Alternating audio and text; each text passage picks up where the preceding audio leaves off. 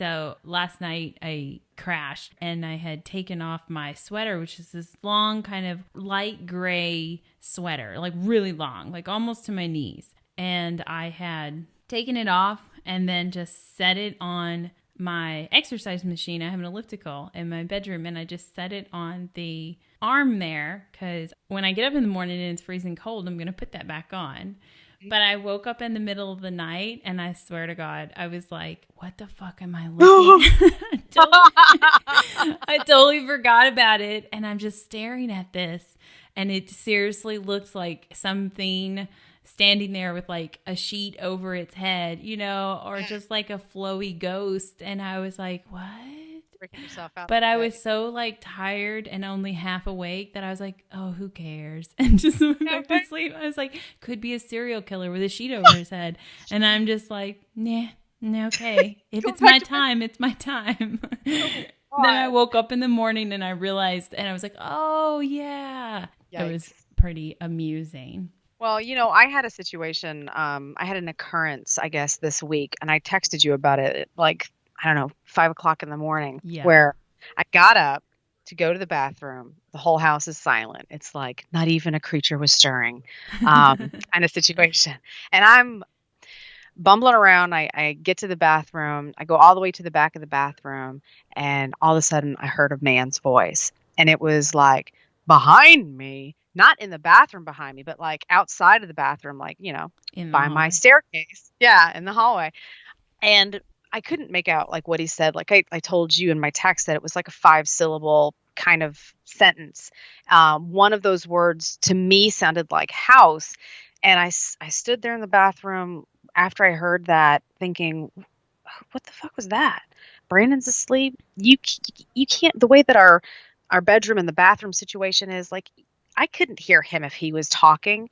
He would have had to have been yelling for me to hear him. Yeah. With the fan and everything. Tyler's room is on the other side, but his door's shut. So none of these people, if they were talking, would I have been able to hear them? Besides, it was clear enough that I could, you know, basically think from where I was standing that the voice was coming from behind me in the staircase in the hallway. So yeah, and it was kind of a confused sounding voice too. That's why, like, I put it together that he was kind of maybe saying, like, you know, where is my house at? Because house was in there, but it wasn't. Right. It wasn't like how I said it. It was like, where is my house at? You know, it was very like a confused man's voice. Because when you first told me, and I'm like counting the syllables and thinking of sentences, I was like, it's telling you to get out of my house. That's 5 syllables. But that makes so much more sense with the activity that you've had in that house, because it's not been bad. It's not been like, I don't like you.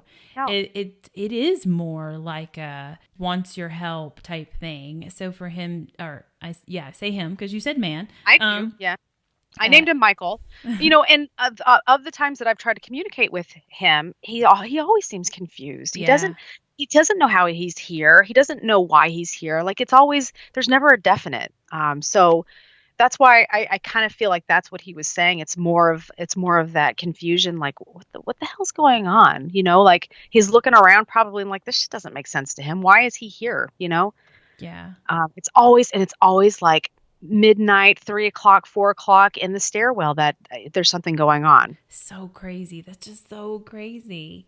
And then, and it really does feel like, from the stories that you've told me and stuff, that it's the same person, but he does give you different answers a lot of the times too. When you've tried to do like spirit board sessions and whatnot with him, one minute he'll tell you he's a kid, and then the next minute he's like an adult, and then he's been here all the time, and then he wasn't, or something. Yes. I think.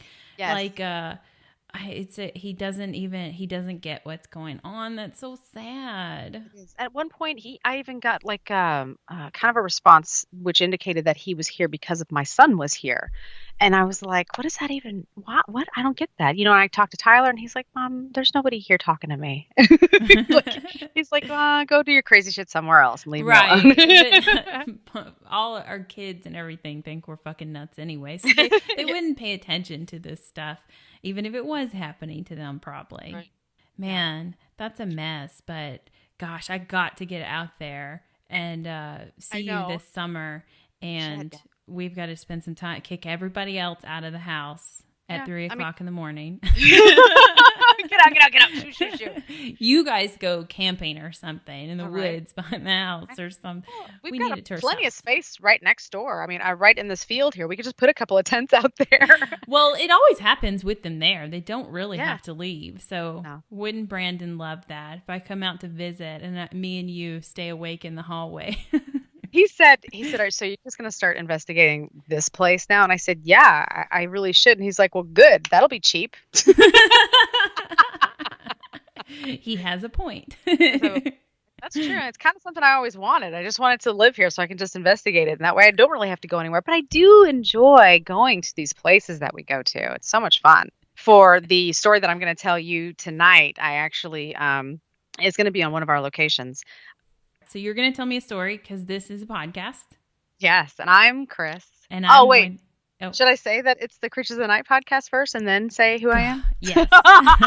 It's the new year. We were supposed to nail this. Damn. We almost did in the beginning. It sounded like we were ready to do it, and then for some reason just started talking about something else. We'll just edit this part back into it. Yeah, let's just throw it in the beginning. Yeah. And then we'll skip all of this crazy silliness where we can't fucking figure out how to introduce our podcast. So this is the Creatures of the Night podcast, and I'm Wendy. And I'm Chris. And we're okay. Done. Let's move on. Done. Sweet. So yeah, I have a story for you. And it's a place we've been to? It is a place that we've been to. I do enjoy these kinds of stories because even though you know the story, sometimes you don't remember all of it also. And then it gets you thinking and you just are like, memories. This one, I don't think that there's much about it that you will have forgotten about. However, when I was going back through some of the, some of our clips and stuff that we have on YouTube, because we have like an abundance of clips on YouTube, I was kind of shocked at some of the stuff that I did forget about. Anyways, the reason why I decided to do this story is because, as you know, recently I had to rearrange my whole living room setup. I have this makeshift podcast corner in my living room. I created these do-it-yourself sound barriers. And anyway, so I was rearranging my living room, and I've kind of got a setup here with my ghost hunter equipment. And while I was moving shit around, my nurse Nancy, she's our trigger object. She's a little doll from the 80s. She's a porcelain doll. She's dressed in nurses style uniform, which is actually more of a 50s nurses style uniform. And when I found her just sitting in my equipment bag, I was like, this isn't right. I shouldn't just have her in my equipment bag. I should have her on display with all of my equipment because it just makes so much sense. So Wendy can see her, maybe not. I do have her on display now. She's on the shelf right behind me. Watching your every move. Yeah, she is. She's watching my every move. Oh, and another thing that's really cool about Nurse Nancy is she has a music box inside her which plays Spoonful of Sugar. So when I went out looking for the trigger object that is our Nurse Nancy, she just really caught my eye because that was a super awesome movie, Mary Poppins from the 1960s. It was one of my childhood favorites. So it was done deal. I'm like, she's a win. So Nurse Nancy has gone to a couple of our locations, but one of the most disturbing places and most memorable places that she has been to so far was to Iowa. Oh my God. More specifically, the Villisca Axe Murder House. Tell people I am, just so everybody at home, I'm actually covering my eyes and shielding my face. This is, okay, let's do this one. I always wondered which one of us would try to get to this one. I like it that it's you. I don't know if I'm ready for it, but let's. I don't. and this happened 2 years ago? 3 years ago? 2 years ago when we went. 2 years ago. And it's still, I could watch some footage from our YouTube page and be brought back. And it's such a creepy feeling. So I started writing our story for this, and then I quit. And then I started writing it again, and then I quit. And I'm like, I want to do this. And then I'm like, I don't want to do this. because what that meant for me is that I had to go back and rewatch some of our footage, which was pretty hard to do for me because it was such a It's such a terrifying night anyways. And to just put yourself right back in the moment is it's a hard thing to do when you already know what to expect. Look, I love horror movies and I love watching them over and over and over again. That shit isn't happening to me. So when I'm watching this sort of stuff happen to me, it's kind of like, yeah, no. So when Wendy and I decided to make the trip in 2017 for our yearly Labor Day weekend ghost hunting extravaganza, we brought Nurse Nancy with us. And even though she can't tell you her side of the story, we absolutely definitely can.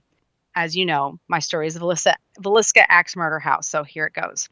Sometime all the way back in 1912, 100 plus years ago, around midnight between Sunday, June 9th and Monday, June 10th, a person or persons entered the Little Moore family home in Villisca, Iowa, and bludgeoned to death the 8 people sleeping inside, 2 adults and 6 children between the ages of 5 and 12.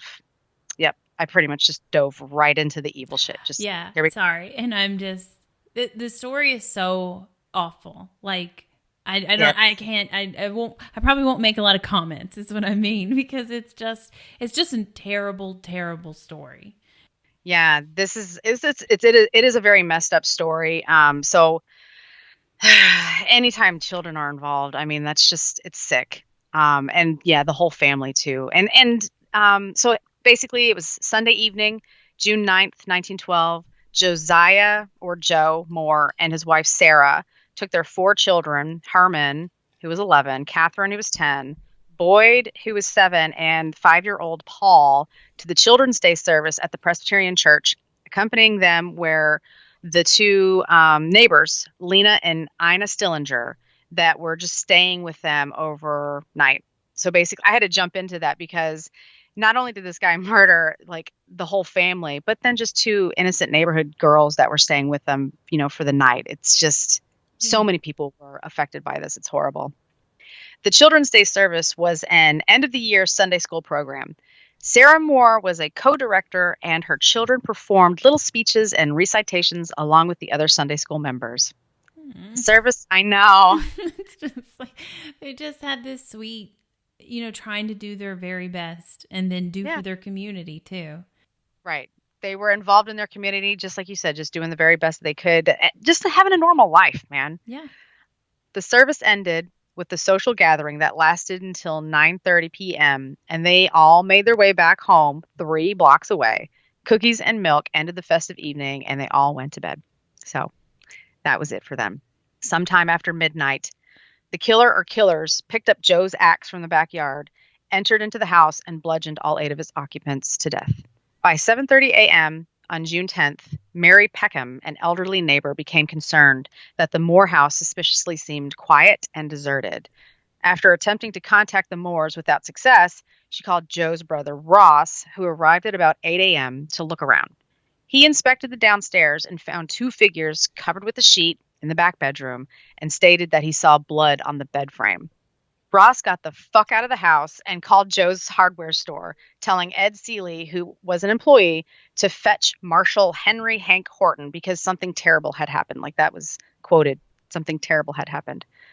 Hank arrived at about 8:30 a.m., went through the house, and found that somebody had been murdered in every bed. The partially cleaned murder weapon was left leaning against the south wall of the downstairs bedroom where the visiting Stillinger girls were found. The killer had added a 4-pound piece of slab bacon and also searched dresser drawers for pieces of clothing to cover the mirrors in the house and the glass in the entry doors. On the kitchen table was a plate of uneaten food and a bowl of bloody water. All the victims were found in their beds, their heads covered with bedclothes, and all had their skulls battered 20 to 30 times with the blunt end of an axe. Now, I'm sorry, and remind me, because I swear, because we both had a book about this and read it, so it's pretty detailed. Yeah. Did he cover their faces and then hit them with the axe, or did he cover it afterwards, like out of, I don't want to look at that type thing? I think it was after. I think it was.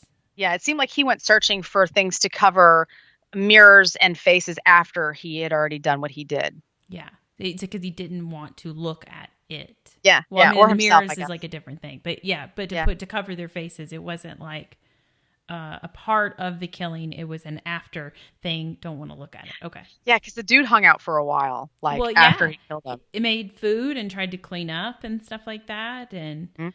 Yeah, he did. Yeah, what a he was sick just chilling. fuck. He really was. The bodies of little Lena and Ina Stillinger were discovered in the downstairs bedroom. At the base of 12-year-old Lena's bed, a kerosene lamp was found, possibly used to project light onto her body, which was lying in a sexual pose with her underwear missing, blood smeared across her legs, and defensive wounds across her arms. Investigators believe she might have been the victim of sexual abuse and also the only member of the house who attempted to fight off her attacker. That's awful. Do we know which one she was? I imagine she was the one closest to the edge of the bed, or is she just the older one? She is the older of the two sisters, But 12-year-old. But I read that there was, I guess, conjuncture that maybe she heard she had woken up and she went and hid in the closet and he went and got her. So she was trying to fight. She was trying to escape. I don't know why. I don't even remember where that information come from. Like I said, it could have been from that book or it could have been something else that I was reading. So I don't know if she made a noise going into the closet, but I mean, you remember being in that little room. The closet was wide open. It was right there. It was deep though. I think if there was stuff in there, she might have been able to hide. Maybe there was a door on it that made a noise. I don't know, but I had not read that she tried to get up and hide, but they did believe that she must have woken up because she had the defense wounds. They also, the marshal or sheriff, they claim that there was no evidence that she was molested or raped, even though she was positioned, even though it was very suggestive. It was. That something was going on. But also at the same time, cops back then, I don't know if I'm necessarily trusting them that they are. I mean, I know medical science has been around for a long time, so somebody should have been able to tell this, especially in a young girl. But sure. I don't know. I don't know if they were just like, let's not let that get out, or maybe. And people get carried. Let's just tell them, nope, that didn't happen because that's too horrible to accept. Or if this person was just weird, Right. And who knows what they really did, maybe even after murder type thing. It could be either way. Like you said, I don't think they had like necessarily rape kits back then. So if they were to investigate, it would just probably be like a medical examiner. And I'm sure they would have had a medical examiner there. So maybe they just didn't want that getting out. Or maybe the guy, believe it or not, maybe he was just a fucking weirdo because he just walks up into somebody's house and just murders the entire family. I mean, who knows what was going on in this guy's mind? Yeah. And there's been plenty of other stories about other murders that people have found, or killers that don't actually rape their victims. Right. But they are, that there was an actual, I don't want to talk about this. I know. Let's just, you get what we're saying. It's horrible. So local officials quickly lost control of the crime scene, where an estimated 100 people arrived at the house to get a glimpse of the mutilated bodies. I seem to like to do stories where people are just like, come on, Mom, come on, Paul, let's all just come on into this house and take a peek around. Let's see. Ooh, there's a dead body there. Let's all take a look. And wasn't that everything, every murder before, murder or horrible thing before, like, say, the 1950s? I don't know. Yeah.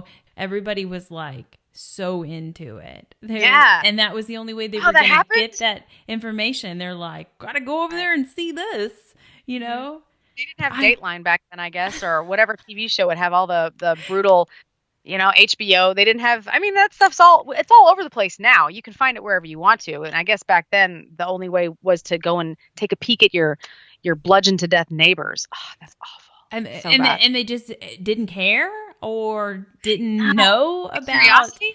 Evidence and tampering with evidence. Don't go putting your muddy boots in the house when we're trying to figure out who did this. I'm sure they wipe their feet. I think that I bet some of the people went in there and they're like touching stuff, and then someone else is like, hey, what the hell do you think you're doing, slapping hands? But I think like Like they, some people were probably like, yeah, you probably shouldn't touch on stuff. And other people were just like, yeah, I always kind of wanted this watch. Oh, no. Because I think that they did say that somewhere, that people were taking shit out of the house. They were taking stuff. Well, I mean, we kind of, one of the guys, when we were doing our investigation, who lived across the street, he even said that he took something out of the house. So, I mean, they're still doing it to this day. I thought you were about to say we took something out of the house, the way you laughed. And I was like, no, we did not. Don't record that at least. And spirits also, we tried to leave everything there. We didn't want none of that. None of it. So, like I was saying, an estimated 100 people arrived at the house to get a glimpse of the mutilated bodies. Fingerprinting wasn't really established yet for criminal investigations in the United States, and the massive disturbance to the house from onlookers prevented detectives from collecting sufficient evidence for a conclusive investigation. Gouge marks across the bedroom ceiling from the upswing of the axe revealed something about the killer's height, which eventually exonerated one particular short guy, or short suspect, I guess I should say. Right. But these marks were in the center of the room, not above the victims' beds, and they were thought to be like the killer whirlwinding the axe in like a one-handed frenzy of excitement, if you can imagine, because he was a sick, twisted bastard. Just, I mean, yeah. Well, I couldn't imagine, because I don't have enough upper body strength to do what this person's apparently doing. But it tells you a lot about that was smart, that they can, how do they figure that out? Because of the marks on the ceilings being like wild and not consecutive. Yeah, I like guess. In the same spot. You know, when you're chopping wood, you're supposed to be hitting the same spot. Right. And the marks looked like they were kind of in a circular motion, like he had been whirlwinding it or something, almost like he was. And like I mean, Viking. Yeah. Like if he was getting so excited about this, how come the neighbor didn't hear anything that night? I mean, she must have just been knocked out from that Presbyterian church like party thing that they were having. I mean, there was something in those cookies and milk. There was something. No, I believe we talked about this while we were there. Sorry, that's me pouring. We talked about that, in that I think the killer was just quick. I think they took out the right people, because the Stillinger girls were last. Yes, yeah. So, and they're just little kids. So mom and dad went first, and I think he was smart enough to. I say we don't know, actually. We don't know. But I think he was smart enough to whack them, like both, like bam. Okay, now you may not be dead, but you're not getting up. Yeah. So now I'm going to hit you too, Mom, and now you're both incapacitated. Right. And then I can finish this. And it happens so quick that they don't make any noise. Then you go after the kids, you know? Yeah. Yeah. You get hit in the fucking head with an axe. I don't think much else is going to come out. So I mean, I hit my head on the car sometimes trying to get in, and I want to go back and just lay down. I mean, after I hit my head on stuff, you know. Yeah, you're like fucking stunned, and you're just like, that's it. I'm done. I need a day. I need a day off because I hit my head. I think it's possible for him to have worked quickly and not made a whole lot of noise for the whole neighborhood to hear. Yeah. It's, I mean, there's a lot of theories also about where the killer had stationed himself. And one of the particular theories is that he had stayed in the attic, kind of waiting for everyone to go to sleep. In the attic, for all of you who don't know the layout of this house or haven't seen it on TV or whatever, the attic is like situated right in between those two rooms. It's the perfect spot to get to both of those rooms, but to come up the stairs to get to those rooms, I mean, those stairs are steep and creaky. I think that someone would have heard him walking up the stairs, or maybe if he wasn't like in the attic, like some speculate, if he was coming up the stairs, maybe they thought it was just a kid or something, because I'm sure that they would have heard him. If you were in the attic, I think that would have been a really good place. That does make a lot of sense, because you would think, she's a mom of 4 kids. Mm-hmm, mm-hmm. She does not sleep heavy. She sleeps light, especially they're at those ages too. And you've got a baby too. Yeah. You're right. I really believe the attic theory that he was already in the house, or someone was already in the house, because I mean, imagine the stairs were a little sturdier back then. There's older wood now, it's an older house, but still, it's going to make noise going up those stairs. Of course, when we take walks through the neighborhood and stuff like that, we can see a lot of animals at night, different things like javelinas and jackrabbits and stuff like that. Oh, yeah. And my youngest always tells me that I'm a noisy walker. I don't know what that really, I mean, but, so he'll like show me how slow and quiet he can walk. So I don't know. Maybe that's a killer instinct. I'm watching my youngest. Don't you worry. America, don't worry about it. I'm keeping an eye on him and doing my very best. But maybe it's a skill that some people have to be really quiet. It's not us. It's definitely not you. No, not me at all. The fucking clumsiest person in the world right here. No. Those big old feet too. Boom, boom, no, boom. I know. So that's another reason why, like I was talking about earlier in our story here, how I can't even wake up out of bed and just go to the bathroom quietly, because I shuffle and clonk and bang. You're waking up your ghost in your house. Maybe that's what he was. He was totally asleep, and then he's like, "What are you doing in my house? Why are you walking around in my house?" Yeah, he's like, "Don't you ever sleep?" No. Okay. No, but back I to think the it story. is a skill to be light-footed. I'm not. Yeah, me neither. You know, the Moore Stillinger funeral services were held in Villisca's Town Square on June 12th, 1912, with thousands in attendance. National Guardsmen blocked the street as a hearse moved toward the firehouse where the 8 victims lay. Their caskets, not on display during the funeral, were later carried on several wagons to the Villisca Cemetery for the burial. The funeral services was 50 carriages long. Oh, my God. Yeah. At 5:19 a.m., the morning following the murders, the Reverend Lynn George Jacqueline Kelly, that's a lot of words. That man had so many names. I could see why he was a little bit off. Reverend Lynn George Jacqueline Kelly left Villisca on board the westbound number 5 train and allegedly told fellow travelers there were 8 dead souls back in Villisca, Iowa. Butchered in their beds while they slept, he said, even though the bodies had not yet been discovered. Suspicious, right? Kelly had arrived in Villisca for the first time the Sunday morning of the murders and attended a Sunday school performance by the Stillinger girls before they departed early Monday. He returned 2 weeks later and, posing as a detective, joined a tour of the murder house with a group of investigators. I don't think you really even had to do that back then. You just walk in. That's what everybody else was doing. That's what everyone else was doing. He's being weird when he doesn't even have to be. He is over the top. That's the thing. And, you know, like they say now, like the killers like to return to the scene of the crime, but this guy was like almost gloating about it. He's like, I'm a detective on this case. They're like, sure, buddy, why don't you just take a peek like everybody else is doing? You don't have to phony baloney your story for us. Here, do you want a coaster? I mean, like, it's not a big deal. He's such a fucking weirdo. This guy is super weird. Kelly, the son and grandson of English ministers, had suffered a mental breakdown as an adolescent. Since immigrating to America with his wife in 1904, Kelly had preached at Methodist churches across North Dakota, Minnesota, Kansas, and Iowa. I'd be interested to know if there were any other unsolved murders in those states. I'm sure there are, but I don't know. I haven't really looked into it. Like in that same time frame and stuff? Yeah. I don't know either. Yeah, I don't know the answer to that one. Just posing that out there for anybody else to ponder on.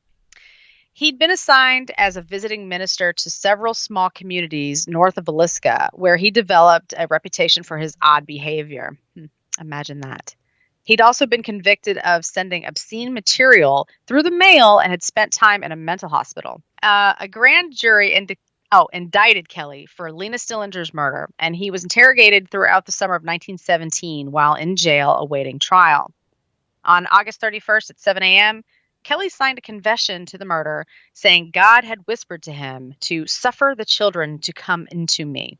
Well, no, suffer the children to come unto me. just seems weird. I mean, it is definitely weird. It's just the wording it's really hard for me to say. Wait, what did he say? Suffer the children to come unto me.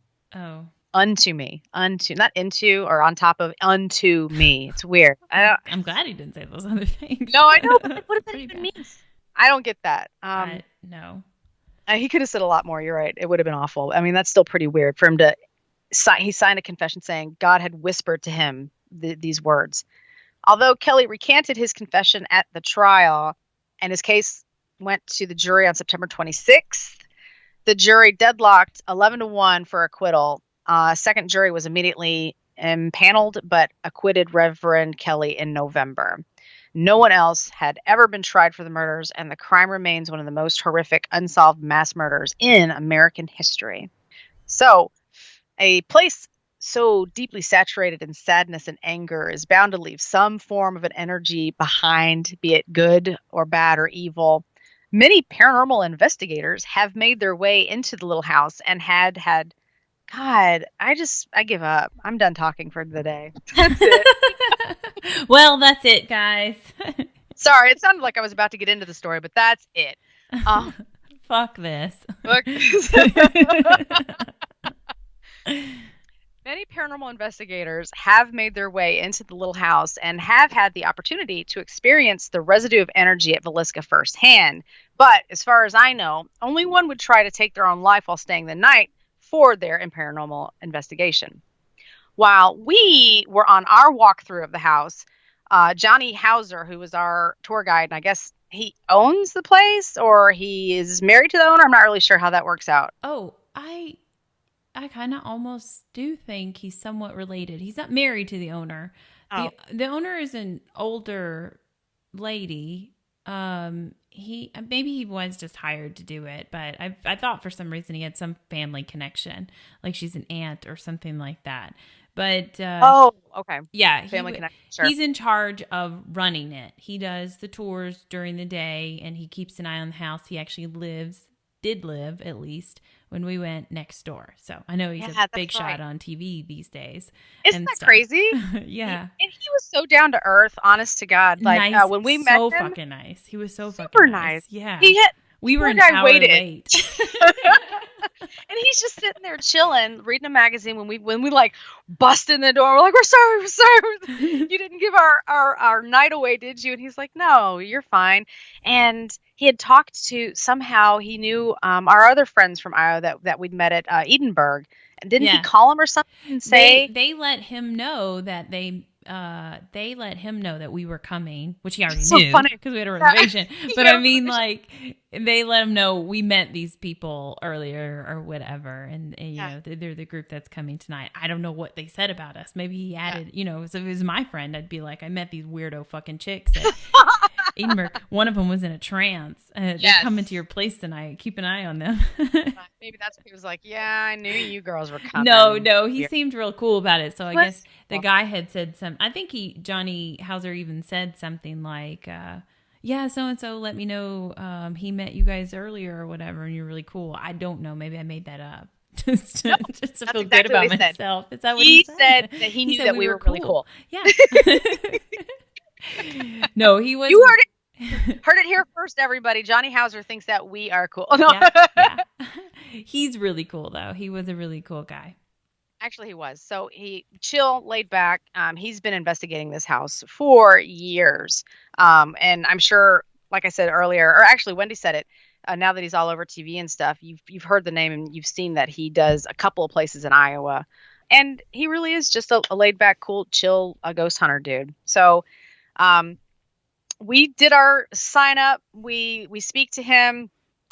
He brings us into the house to kind of give us the walkthrough. And as we're doing the walkthrough, he mentioned the story about this guy trying to kill himself that I hadn't even heard of until he brought it up.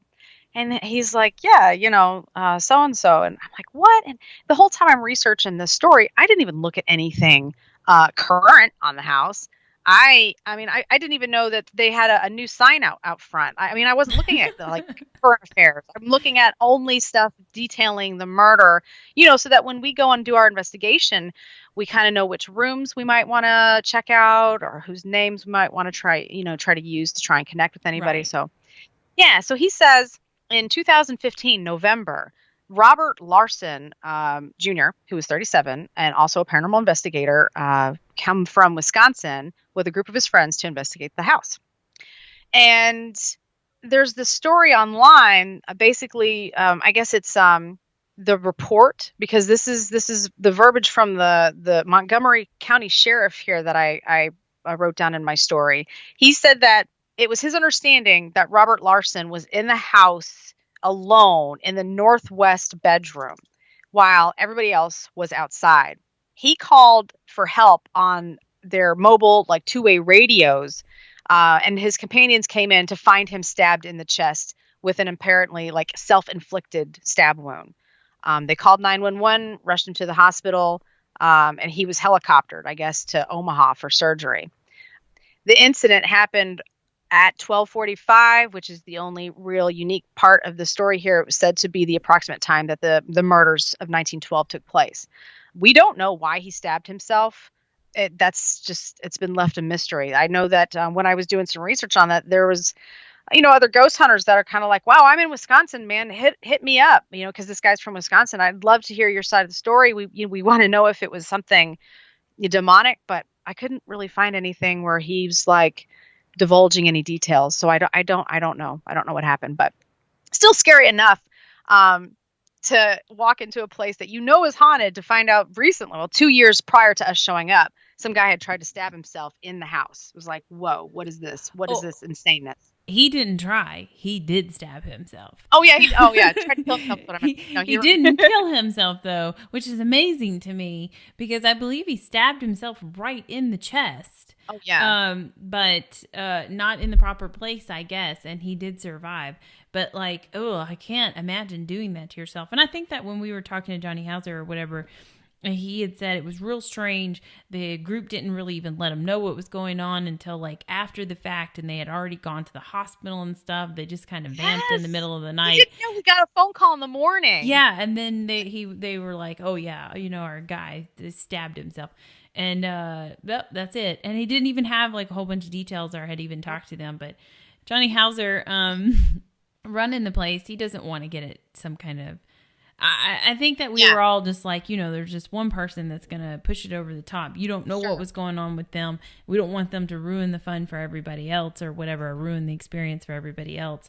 So whether he was on something or he had his own personal demons that he was fighting, or it's something with the house. We already know the house is fucked up. But we don't know this guy's backstory, so you don't know how much of his own personal life contributed to what happened. And I think that's what we kind of decided collectively as a group, that it was fucked up, it happened here.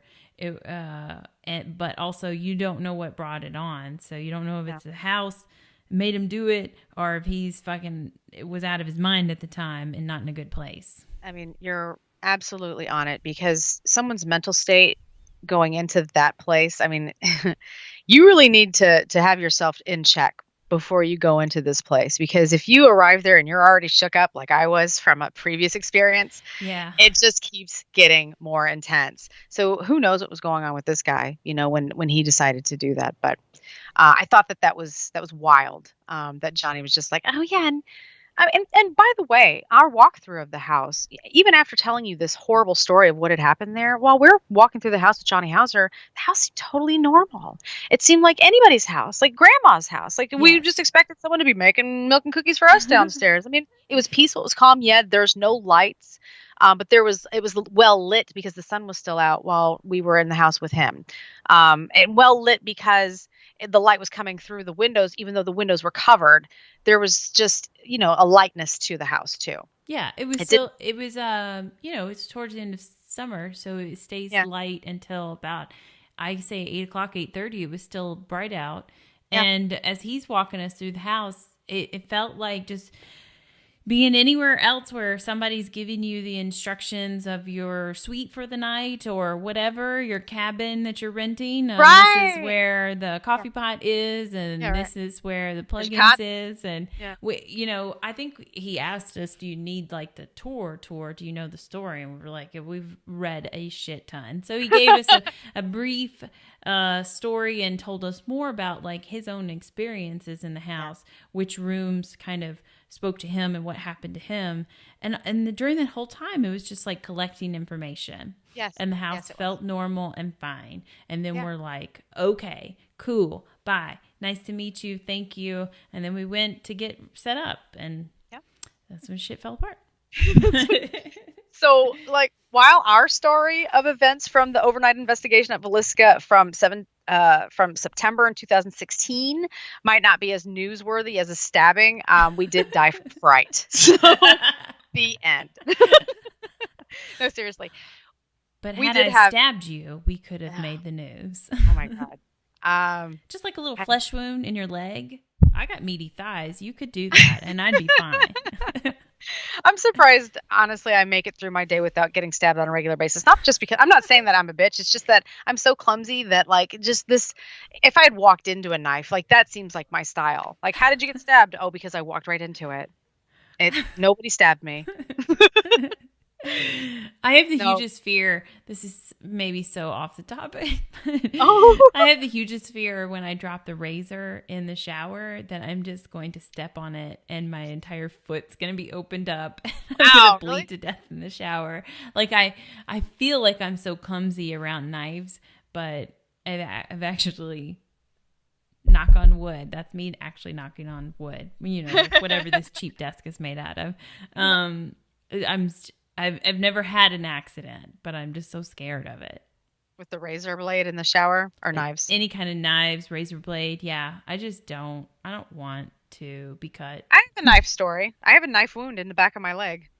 Yes, you do have a knife story. So I'm going to save that one for a different time. There's nothing paranormal associated with that story. No, but just bad neighborhoods. Good. So we had activity in that house that was like none other. As soon as the sun set and we were on our official lockdown, the house took on a completely different personality, and it was not a good one. So you know how just a second ago we were talking about how it was homey and cozy and warm and inviting and friendly. It was eerily quiet, but it was an empty house, and we were walking through it with somebody who knew the house. But man, when Johnny was gone and the house was ours, one incident turned that house into a cage.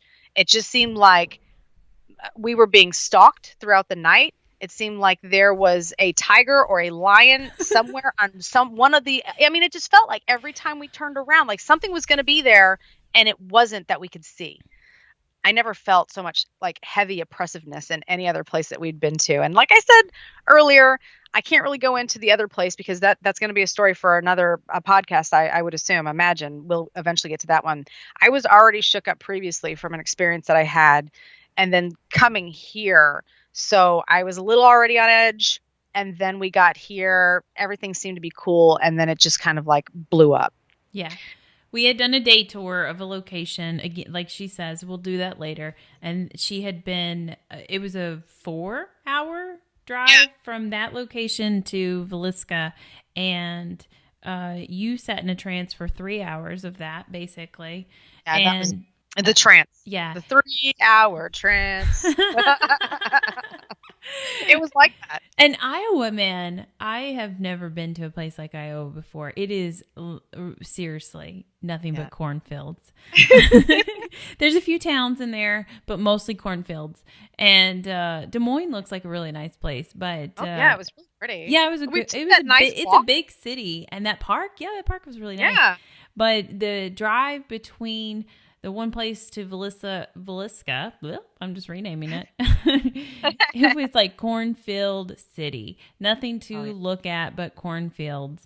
But I remember we got to a part where we're driving to Villisca, and like you said, it's cornfields. But then there were those huge, like energy weather vane things. Do you remember? Yeah, I love those.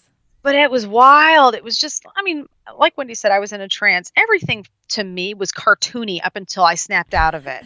So It just weird. didn't seem real. So weird. But then we get there and it's the excitement of the new location and Johnny's so nice and the place is so nice. And honestly, I think when we went back in the house after we got like all our equipment out and we were ready, we go in. Oh shit! Yeah. Well, hang on a second. My phone messed up in the beginning. That's what I was about to get to. Yeah, I so forgot about that because I was like, no, it was fine when we first walked into the house. No, it immediately was like weird, wasn't it? Immediately, it started right here. We were gonna do a opener. We're here. We made it. This is our. We've been waiting to come to Villisca for forever. We're finally here. We finally made it. We were gonna do one of those kind of videos, like we're entering into the house, and Wendy's camera started really just acting up, like all of a sudden. It was your. I was phone. Using my phone so that I could post it like later. Right. Yeah. We're not super awesome about. We get so wrapped up in our investigation that we are not good about the whole Facebook Live or videos and posting them in the middle of investigations. We're too busy like focused on the investigation. Believe it or not, we are actually professionals every once in a while.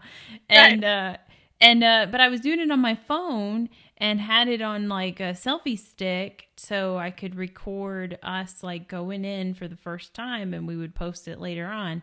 And it just went bonkers on me. It took like 1 million photos at one time and then it wouldn't work. And then it was like, your storage is full. Well, yeah, because I took 1 million photos. But even after I deleted all those photos, it still wouldn't work for me. My phone never worked in that house. It wouldn't work.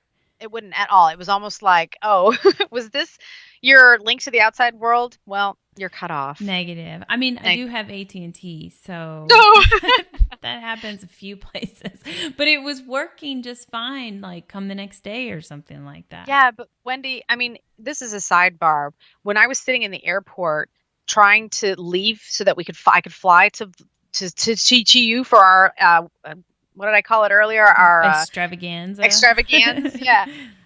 That's when my phone battery started dying for the very first time. It cut off. My phone battery was toast, and like that was my link to you. Like I'm sitting in the airport waiting to come to you, and all of a sudden my battery just crapped out on me. So my phone was already acting up. Yeah. When we finally got to Villisca, now yours is like, oh, you can't have that either.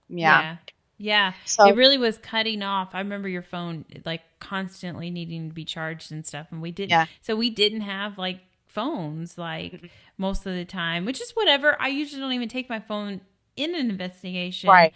But at the same time, we were staying here overnight, where the rest of our things were. We couldn't even really use our phones then. My phone was constantly acting stupid. But when we got in the house and I gave up on like, okay, my phone's not going to work, forget that. We went through the house and it was fairly normal. Was it not? No, you're missing something. And I forgot about this, Wendy. I forgot about this until I watched a video. So when we got into the house and you're still like, I can't believe what the hell's happened in my phone. You're deleting all the pictures and everything. We set our equipment down and that fucking door opens. Oh, that's right. That door opened right then. Yeah. It did it twice. We thought Johnny Hauser had come back. Like he forgot to tell us something because it's daylight. And it was windy outside too. Yeah, it was. So we were like, oh, okay, so this is going to happen all night. Great. There wasn't like a latch to like latch it shut, a screen door shut, so that it wouldn't do that. It always stayed about an inch open.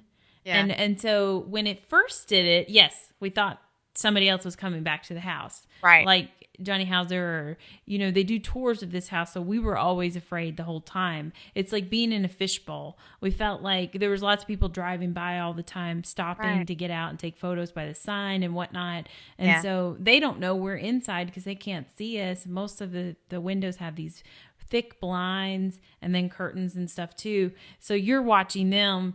But you feel like you can be watched in certain places, like by that fucking door that doesn't have a blind on it. Right. And once it got so dark, you can't really see out on what's on the other side. You're a sitting duck. Yeah. So, right. Sure. It felt very uncomfortable. But yeah, that door had opened on its own. And I was like, the fucking door just opened on its own. But at the time, I think we were ready to write it off like it was the wind or whatever. You weren't. I went back because I told you I watched some of our clips from earlier. Yeah. And you had filmed us from, remember we did our like inside edition video, but it was like inside the rental edition because you filmed us talking about like why we cannot deal with this house anymore.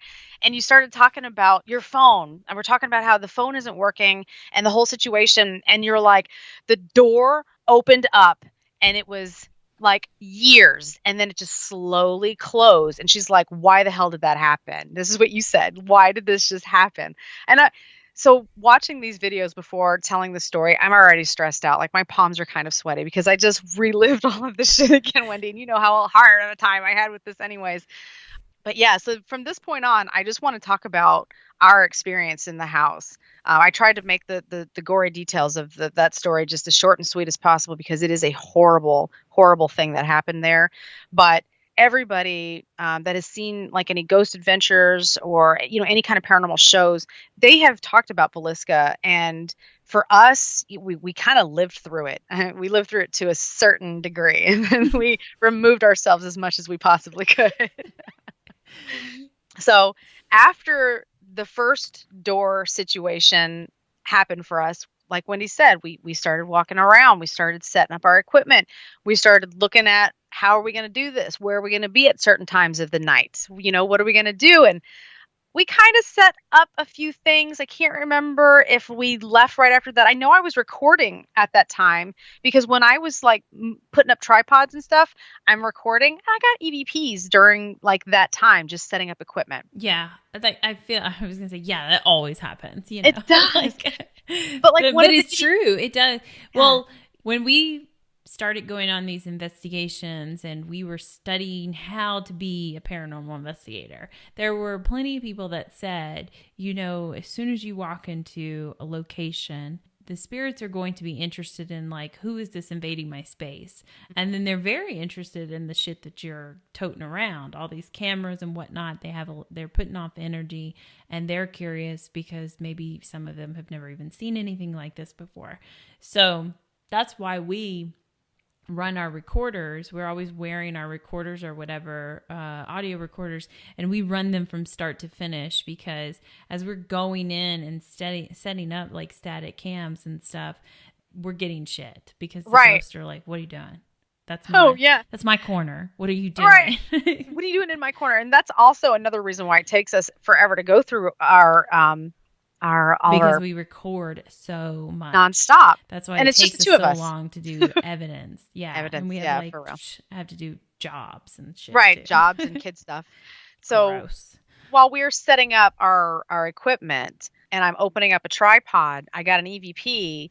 There's two of them, and it sounds like it says there's a trap here, and then like a second or two after that, there's another voice that says exactly, and that was upstairs in the kids' room. There's two rooms upstairs. It's the parents' room and the kids' room.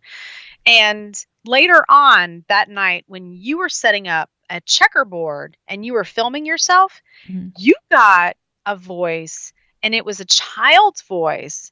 And it was a really neat, because like my voice, it's not child voice at all. Honestly, it sounds more like adult voices. But the one that you got said, I know this place looks a lot worse. And it sounds like a kid's voice.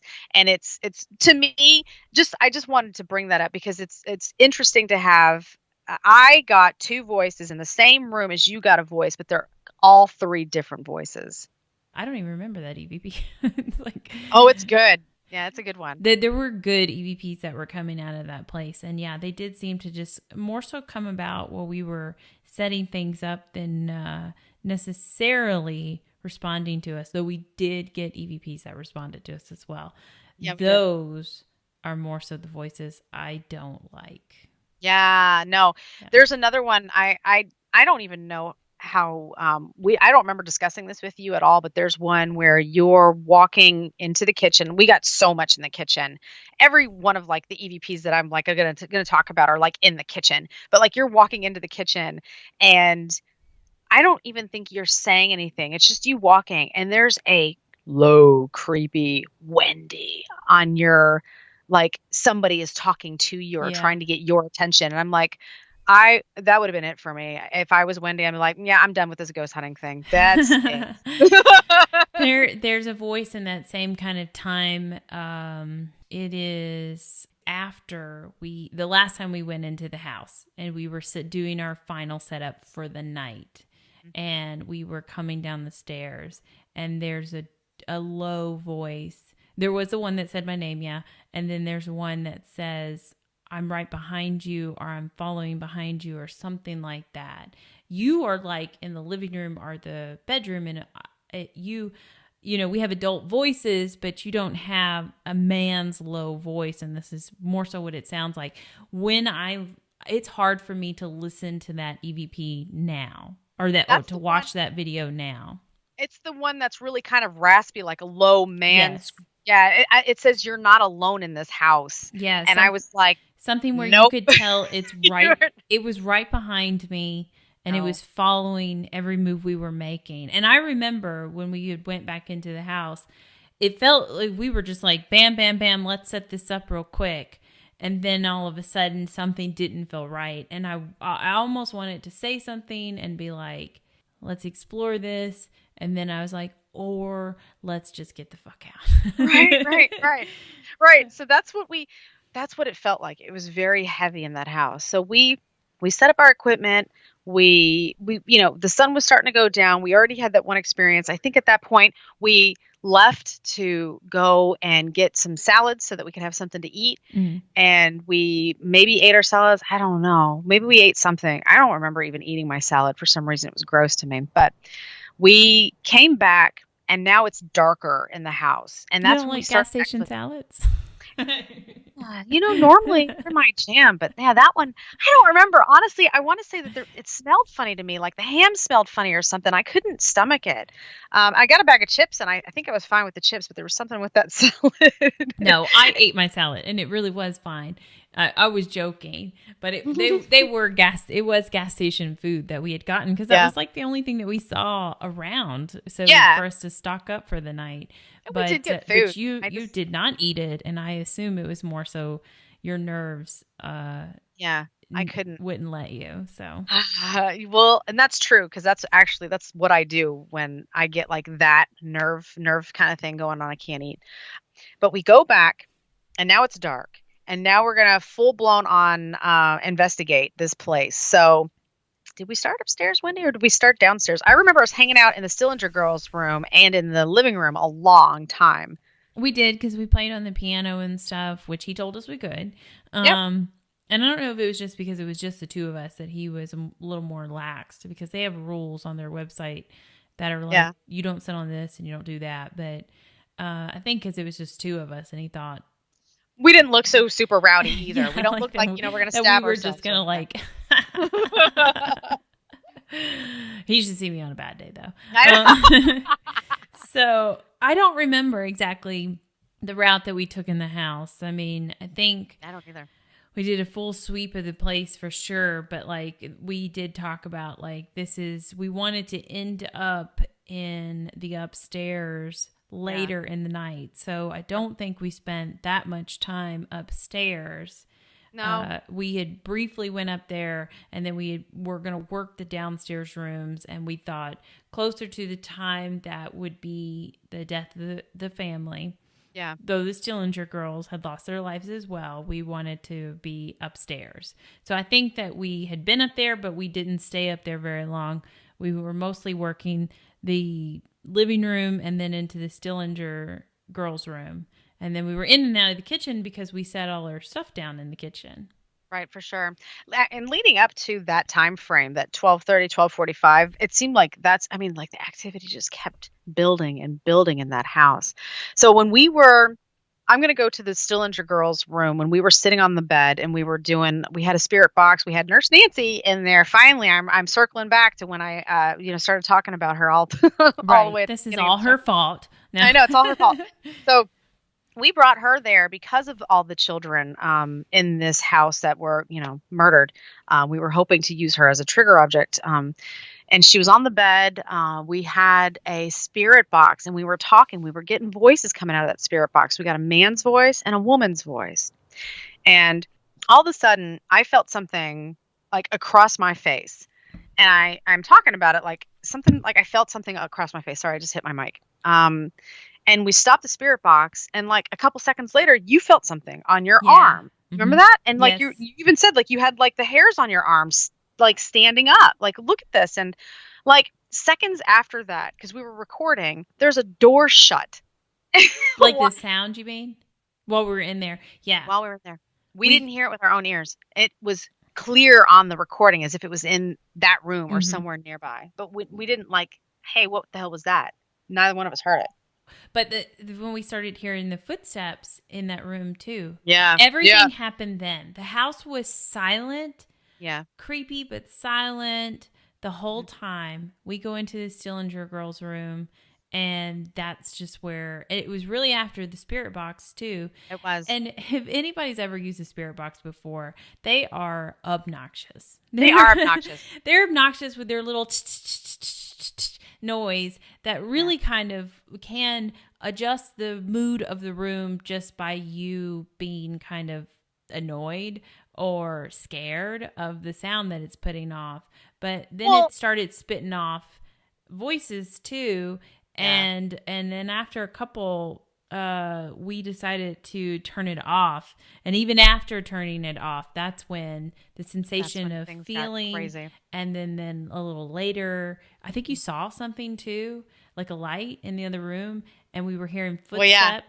So that's the thing, you know, when you're sitting in complete silence because you're trying to tune into the house, and you've been sitting in silence for a long time, just trying to tune into every noise that you're going to hear, and then you're going to force this loud chaos into the situation by turning on the spirit box.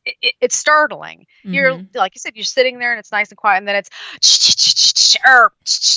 devil, you know, and you're like, can you just give me a yes or no answer? You know, are you here with us, devil, John? You know, it's like just spitting these words out. Yeah. But we were actually getting some responses to it, and like you said, we cut it off. We had feelings, and it just came alive.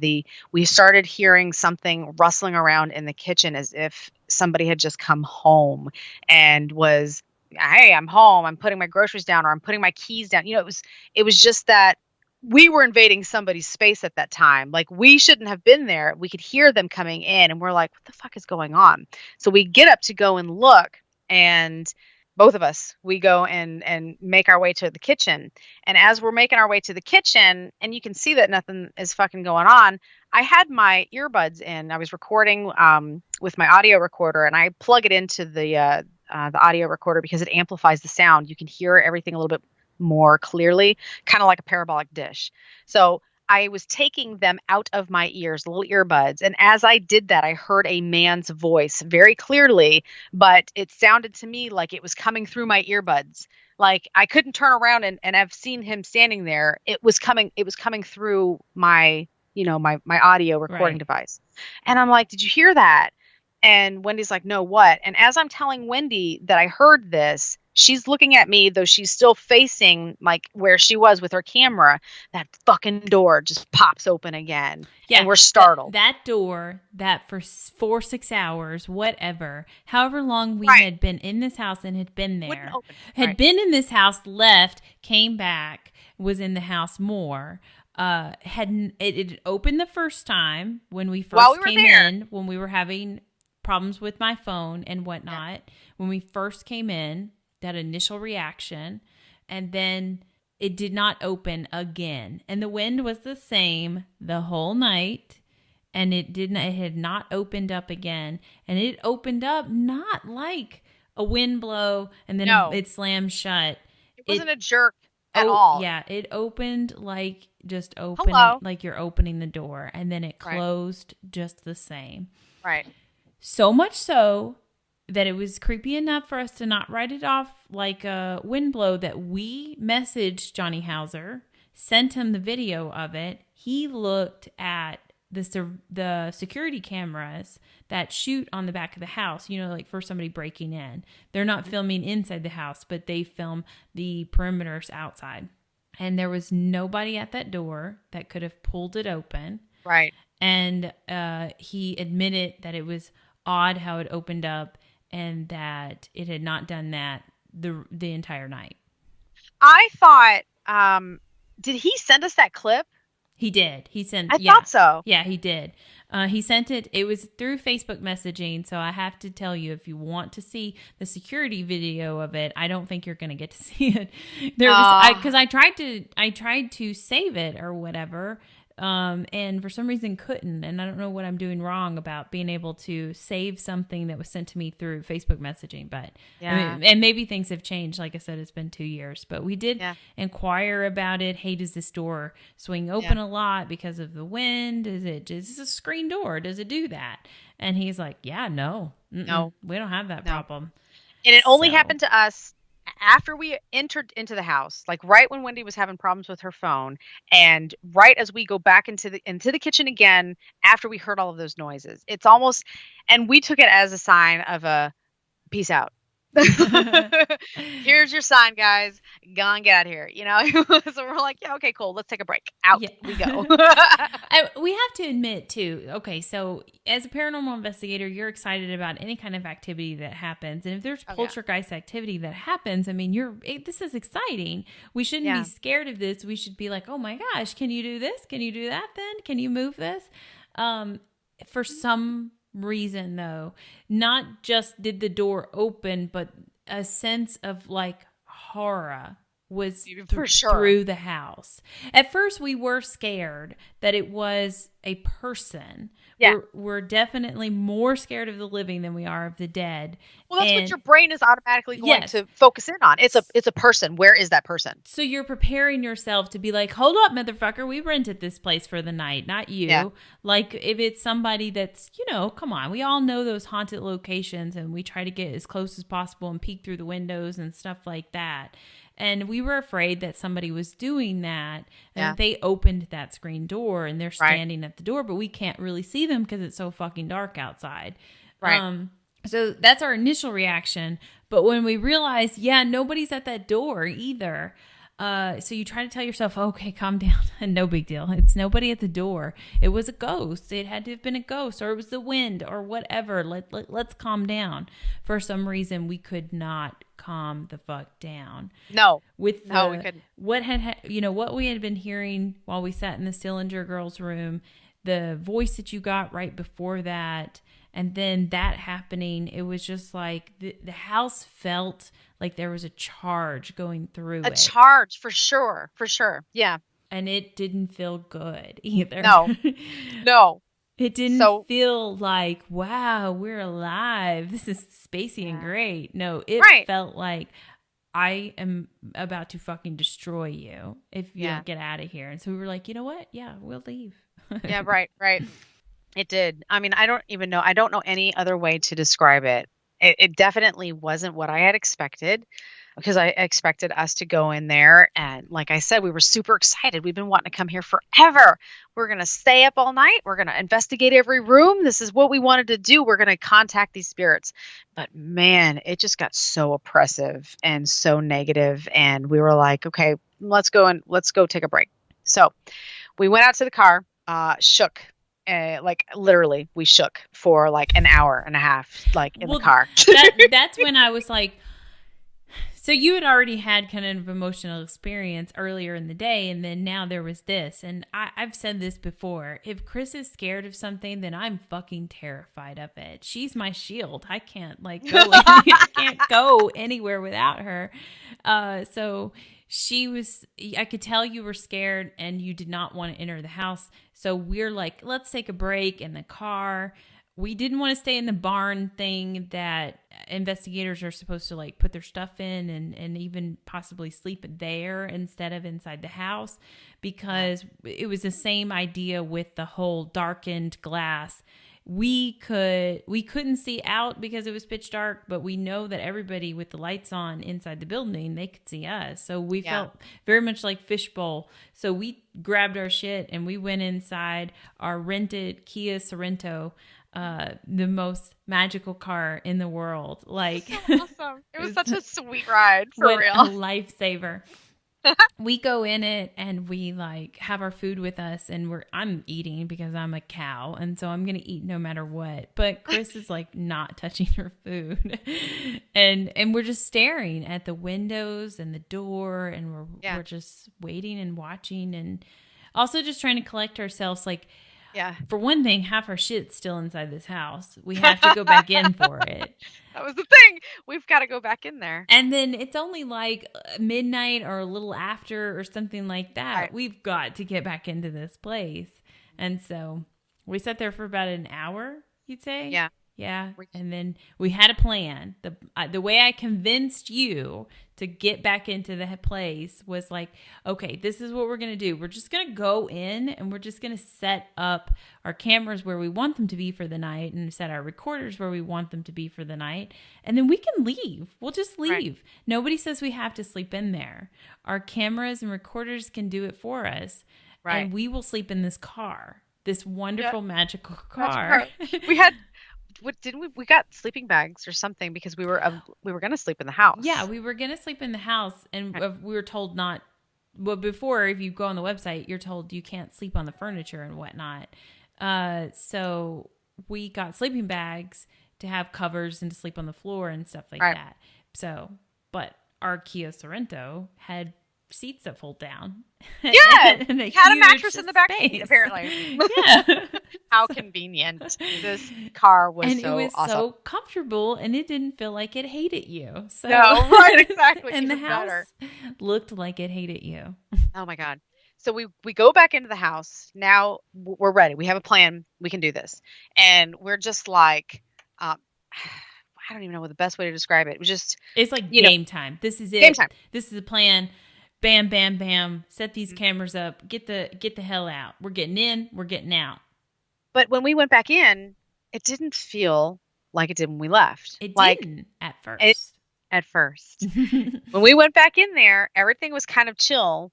And I'm like, okay, this is okay. We can do this. So I don't remember. We must have done this one thing before all of this happened. But when we were playing the piano. Yeah. That was before, because as everything was building up. Mm-hmm. That was before we went into the Stillinger girls' room. Okay, so I forgot to mention this, but we played the piano to try and stir things up. Well, boy, did we! But we were getting EVPs. I have some motion sensor cameras set up in the living room, kind of like to come towards us, you'd have to pass through the motion sensor cameras or lights. And I'm sitting there taking pictures. Wendy's playing the piano, and the light to come towards us just turns on.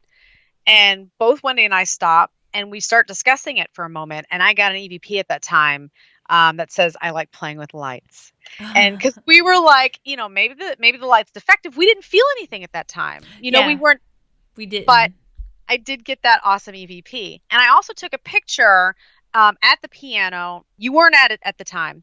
And neither was I, because I was taking a picture of the piano. But there's a weird misty blob that's on the right side of the piano. If you're looking at this image, it almost looks like an upper torso, no legs, no arms, no head, just like a bit of a misty blob of just what the upper torso would be. And it doesn't look like it's a glare or anything else. And it was with my super old Sony night vision. So it's like green. It's a total green picture. And there's also an orb above the piano there too, which, this is Wendy and I have mixed feelings about orbs. So take it for whatever you want to take it as. If you want to look at the picture yourself, I'll post it once this episode goes live. But it's an interesting picture to me because of that weird white misty figure and the fact that it's right by the piano, because like you said, it was right before we went into the Stillinger girls' room. It was right before all of that energy happened. And I got another EVP at the time too. So we left. I forgot to say all of that before. No. and I remember that those motion lights going off and us being like, was that us? And we were like testing them out and they weren't doing it and whatnot.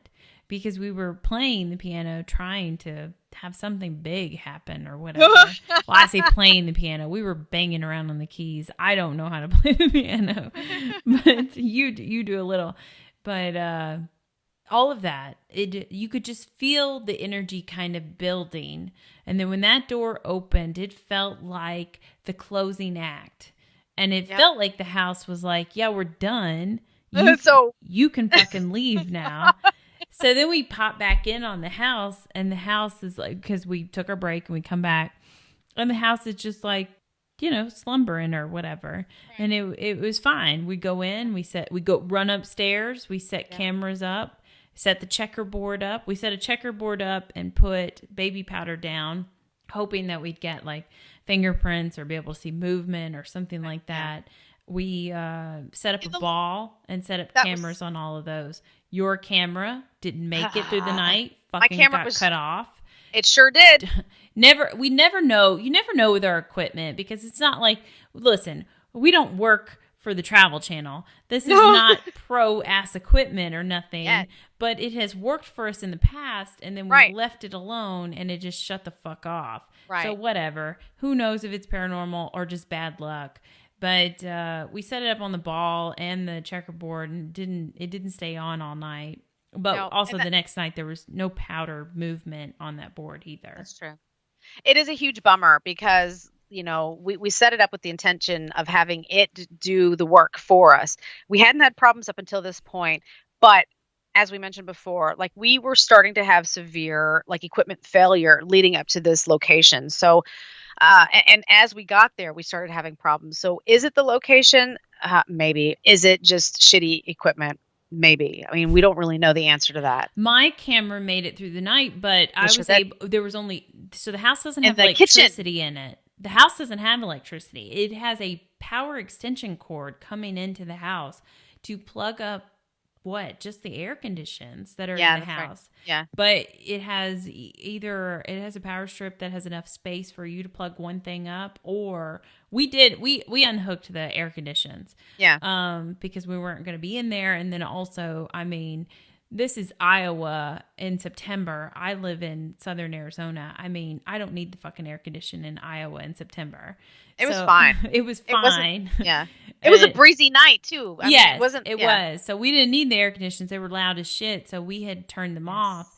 And we plugged my camera up directly into the plug. So I don't know if it only worked out the entire night because you couldn't drain it. It was constantly getting power. But we set that up in the kitchen. There's this weird shadow that I got from it. But, and then sounds. We definitely got weird sounds and a couple of orby lights that, again, we both have. I mean, you just said this. We have mixed feelings about orbs, but we were in this house for at least 8 hours. I never got hit by a bug. I watched 4 we never did. to 5 hours of video. There was never movement of bugs until these two lights that shoot across the video or whatever. And then they're accompanied by sound, I think, as well. So, so that's cool, but we'll leave it open for you to decide whether you think that that's paranormal or not. But like I said, I'm getting like lost in telling you the whole night. It's so hard because there was activity even going when we weren't. But the reason that we talk on other podcasts we've said like how fucked Iowa is and stuff like that is it's not just that door. It was the experience while we were in the Stillinger girls. It's called the Stillinger girls room. Because that's where they pass.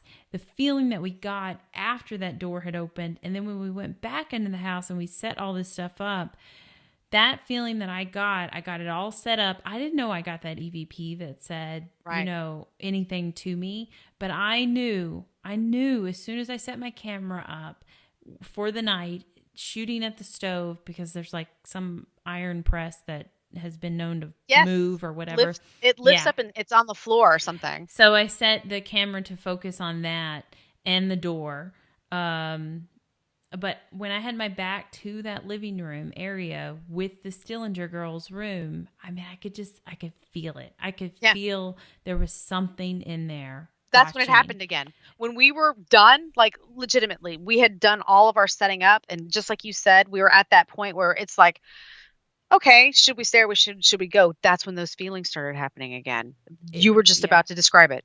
It was like, you stop for a second to focus, just to be in tune with yourself, and you're done with your busy work. And then all of a sudden the house is like, yeah, I'm still here. I'm still watching you, actually. Get the fuck out. I thought I told you this already. I thought I opened the door for you, dumbasses. Let's go. Yeah. Get on out. It was such a feeling that was like something was there, and I want to turn around and be like, is someone here with us? What's going on? But also at the same time, it took so much for us to go back into this house. I was so afraid to what that would lead to. Yeah. If it would lead to another, frozen, shaking in our boots type experience, like after that door opened and the feeling that the house kind of took on, and we were paralyzed. We wanted to get the fuck out and could not bring ourselves to go through that door. Right. And I didn't want to say to you, or I didn't even want to start investigating like that, because I was so afraid that it was going to take us to a bad place. So it was like, nope. I turned around. I had looked in the living room area. I thought about it. And then, I don't know, maybe you put your bag on your shoulder or something. And I was like, are you ready to go? This feels like the safer move at this moment. Let's get out. Do you remember where the Hate You EVP came from? No. That one was creepy. Where did you get that? Off of YouTube. Off of our YouTube page. You watched it though. Does it say where were we when we got that? Hang on, let me see if I can find it really fast. Let's see. When I was listening to all of them, I was just like, hate you, man. I mean, it gets worse and worse. I'm like, yeah, why am I doing this story? I can't deal with this. The place just felt so bad. And we talked about this in a couple of episodes ago or something like that. But we have an Etsy shop. It's called the Spirit Emporium. And yes, Chris has been a witch for a long time. Like, for as long as I've known Chris, she's not Wiccan necessarily. So she's not trying to be mean. She doesn't. Yeah, she's such a witch. She's been into those things for a really long time. She's done that kind of stuff since you were like a teenager, right? I guess. Yeah. And well, before that, I was getting those books, like the one that I told you about. It's been a long time since I've been interested in it. I think that when you kind of adult out and you start having a family and stuff like that, you maybe think like, oh, am I being silly and childish or whatever? And you didn't seem to necessarily be so open with any kind of practice. And after Iowa and the emotions that we had to go through coming back from Iowa, it was life-changing for us. Our Etsy shop comes from our experience in Iowa, if you ask me. Yes, you, like I was getting at, you have been into the kind of spiritual rituals and whatnot, the crystals and the oils and stuff like that. That's always been kind of your thing. It became a must for me after Iowa, because I came home and I was really messed up. I think we were both really messed up from that trip. Yeah. So I know it doesn't sound that terrifying. Oh my God, a door opened. What a fucking wusses you are. That we're freaking out about a fucking door. And if we tell everybody the door opened and then we could never go back into this place again, our other halves are like, and it cost us how much for you to go to this place? Exactly. Let's not talk about that, man.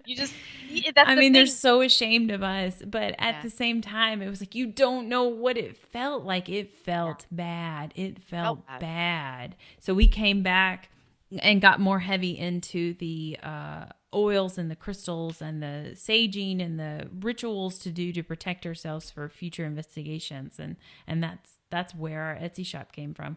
We started doing that stuff for ourselves more. And then we thought we'd share that with everybody. So that wasn't a commercial necessarily, but that was an explanation of that's how that shop fucking started, was because we started making that kind of shit for ourselves. And that happened after Iowa.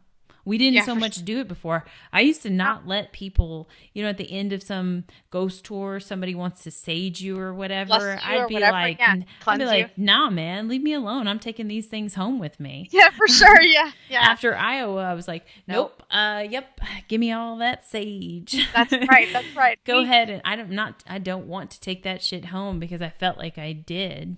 And it was not good.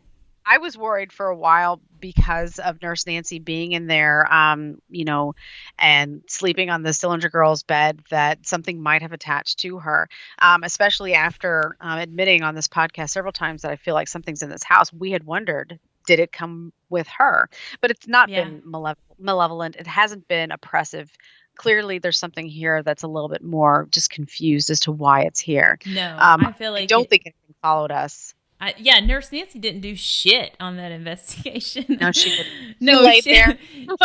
She must sage herself when we're not paying attention, because she just hung out with other little porcelain dolls that are on the bed. She had a good night. Was done with it. Yep. We came back kind of changed from that, and I think what's in your house. But we did, I do remember that. We wondered if she had brought something back and if Iowa was the root of all that kind of activity. But it's not. I mean, I don't believe that it is. She's still a good doll. I do want to say from some of the EVPs that we got from our recorder, just hanging out in the upstairs bedroom after we had left it totally quiet, air conditioner unplugged and all. I got like the air conditioner coming back on the recording device, like way late. Like way hours after just listening to nothing happening, the air conditioner comes back on. Like, how does that fucking happen? We unplugged it. Yeah. We didn't turn it down. We fucking unplugged it. The door slamming, which I assume is the attic door. Like, who's sucking up there slamming that door? I got footsteps from my camera that was in the kitchen. Yes, you did. Yeah. Wait, you got footsteps coming up like the stairs. Too. Mm-hmm. That is spooky. I mean, stuff just happens in this house, and you don't have to actually be there. Just set up your equipment and sleep in your car. We found out it's so much easier. Beautiful Kia Sorento. Stay safe. Thank you, Enterprise. I think it was Enterprise. For real, they hooked us up. I thought we were gonna get a Chevy Aveo. I mean, like Fiesta or something. Please, yes. I know, because I think I don't remember if I was standing right next to you when that was going down, or if I came up to you afterwards and you're like, "We're getting a Kia Sorento." I'm like, "The fuck? That's like a bus." Well, good. It was our camper for the night. And it was sweet. Saved us. That was our savior. Anyways, we survived Iowa. We have tons and tons of clips out there on YouTube. We have a whole playlist dedicated to it. The door. There's a couple different videos of the door opening and us freaking out. There's one that's been set to music, which is very lovely. If you just want to sit back and relax and watch a door freak you out. But you can see them all on our YouTube page. It's COTN_paranormal on YouTube.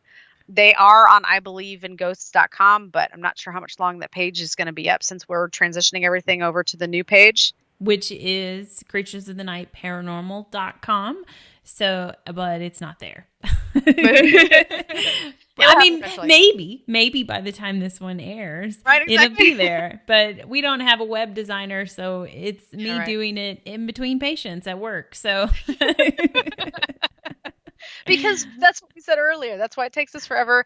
Like on our evidence review, we're just two working mothers. You know, we have our own lives and other stuff going on. We have an Etsy shop that we're constantly coming up with new ideas for as well. But yeah, and then when we get our chance to do our Labor Day holiday ghost hunting extravaganza, then we go out and we do some crazy shit like we did. We finally went to Villisca. So that was the story. There's lots more to discuss on that, but we probably don't have hours to go through it. So just take a shot at our YouTube page and look up some of the evidence and comment on those as you see fit. And I've been forgetting to say this, but we also have an email address, which is creaturesofthenightparanormal@gmail.com. If you want to email us your own Villisca stories or any of the stories that we ever cover, we'd love to share them on our podcast as well as kind of like a follow-up that this person had that experience and blah, blah, That'd blah. be awesome. I mean, are we the only ones that lost our minds at Villisca? I seriously doubt it. So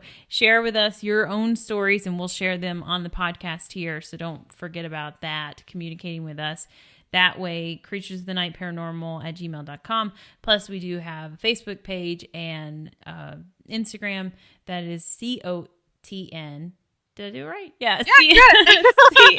COTN_paranormal, just like the YouTube page. So, yes, check us out. Anyways, thanks so much for listening. That's it. That's all I got for Villisca.